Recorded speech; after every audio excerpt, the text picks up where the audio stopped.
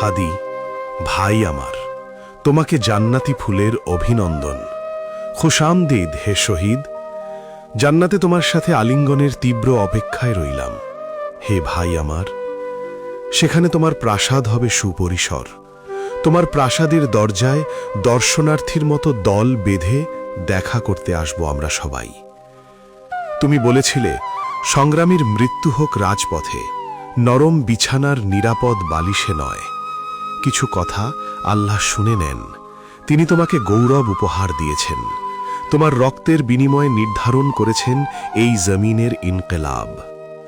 এই শহরে যখন দেশপ্রেম মাইক আর পোস্টারে ঝুলে থাকে, বাকসর্বস্ব লোভাতুর মুখগুলো লোকচক্ষুর অন্তরালে রাঘব বোয়াংদের উচ্ছিষ্ট খেতে পাঙাশ মাছের মতো হাঁ করে বসে থাকে, চাটতে থাকে নর্দমার মল, তখন তুমি আগুন ঝরিয়ে প্রতিটি জবানে সমানে বলে গেছ নির্মম সত্য কথা।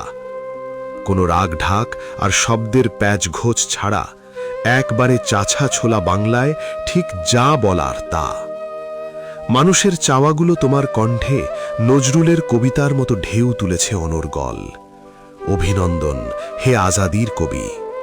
এদেশে রাজনীতি মানে পেটের ধান্দা, কথা বলা মানে চক্ষুশূল হওয়া, বুক পেট সামলে কোনোভাবে বেঁচে থাকা।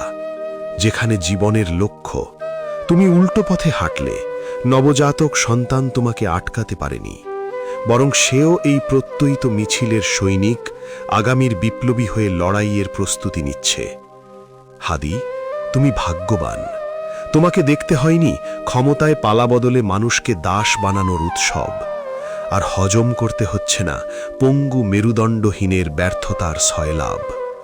তুমি চলে গেছো একটা অপার্থিব হিসাবের দিকে, যেখানে কোনো দলের পতাকা নেই, মার্কা নেই, মানুষের হক মারার নোংরা কদর্যতা নেই।